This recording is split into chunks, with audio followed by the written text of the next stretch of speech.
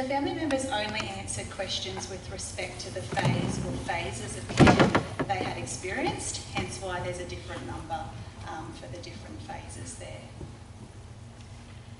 So do family members want aphasia information? Hopefully it's no surprise when I answer this with a resounding yes. Only 3 family members said that they did not want aphasia information, and this solely related to the first days of care. Family members were also asked if they recalled receiving aphasia information. So although family members wanted aphasia information, many did not recall receiving this information. And it may be phase 2, that starting to recover phase, when health professionals provided most information to family members. And this could potentially be seen as a positive finding in light of the findings presented in this graph, when it's also phase 2, the starting to recover phase, when the largest percentage of family members reported that they just didn't know what information they needed about aphasia. It also can be depicted here that family members gained knowledge of what information they did need as they journeyed throughout those care phases. But a substantial number of family members, more than 1/5, still did not know what information they needed during any phase. And this finding is perhaps concerning when we consider some of the findings from our previous survey, where the majority of the 130 species surveys reported that they provided aphasia education based on the information that was requested.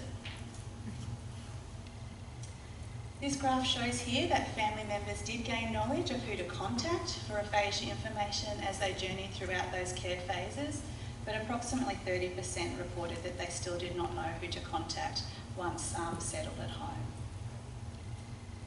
Family members were also asked if they recalled issues that made it difficult to obtain aphasia information, and these responses were analysed using qualitative content analysis. I don't have time to go into all of those analyses today, but they were collapsed down into 7 categories that are shown there on the screen.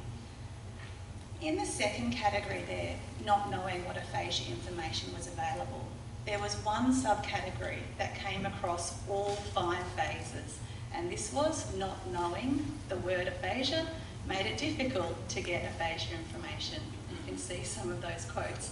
So across all 5 care phases, this came up.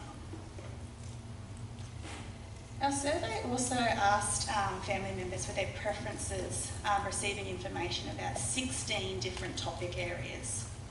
And these topic areas shown on the screen there are drawn from the previous literature about family education for family members post-stroke.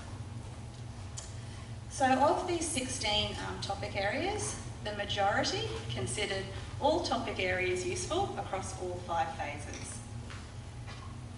The table here though shows those topic areas that the vast majority, more than 85%, considered useful. And what we can see here in that phase 3, that preparing to return home phase, more than 85% thought all 16 topic areas were useful. And also here you can see that there were 3 topic areas that were considered useful by the vast majority across all 5 phases, being what communication progress to expect, best ways for the family member to communicate with the person with aphasia, and how to help the person with aphasia to communicate. We also thought it would be useful to look at mismatches, so gaps between the percentage of family members who thought a topic was useful and those who recalled receiving information on the topic. So in the next slides, I'm just going to highlight the top 3, the biggest mismatches across those phases. So for example, in first days, 92% of family members considered it was useful to receive information about the purpose of communication assessment, but only 17% recalled receiving that information. So other big, large mismatches in that first days, best ways for the family member to communicate with the person with aphasia, and how to help the person with aphasia to communicate. Starting to recover, particular mismatches relating to coping strategies, and also personal experience stories from people with aphasia and family members. These particular gaps came up again in phase 3 for personal experience stories, and also gaps related to information about aphasia research. Phase 4, just returned home, again aphasia research, but also gaps relating to support information for carers and family. In that 5th phase, again, carer support information and information about community services.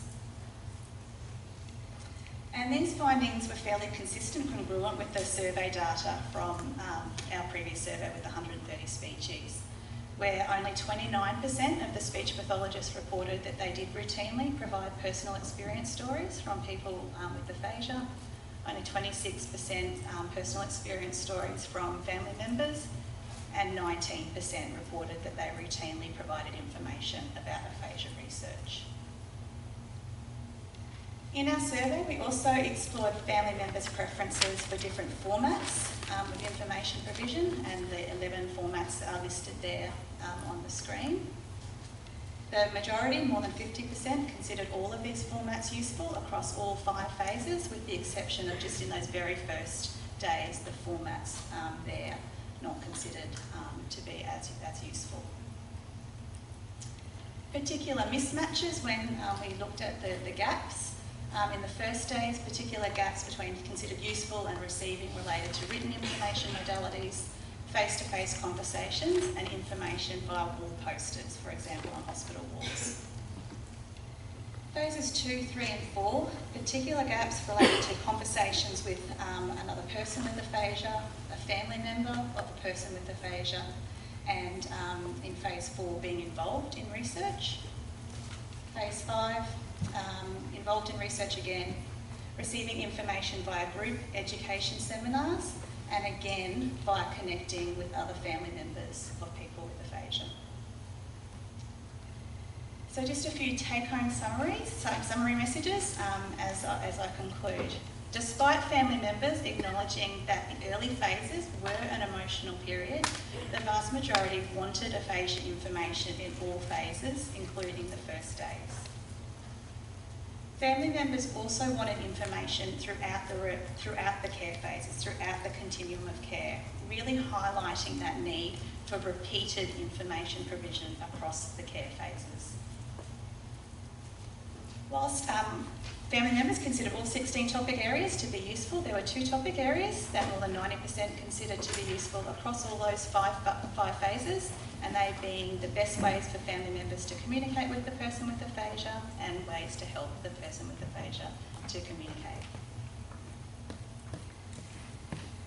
Several family members wanted to connect with others living with aphasia for support and information.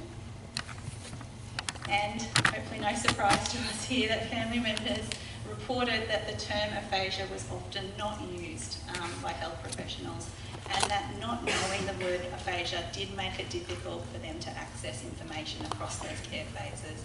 So again, the plea for consistent use of terminology and using the word aphasia.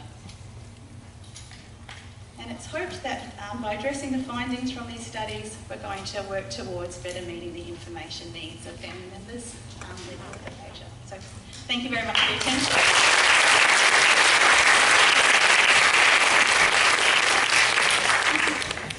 Perhaps just one question.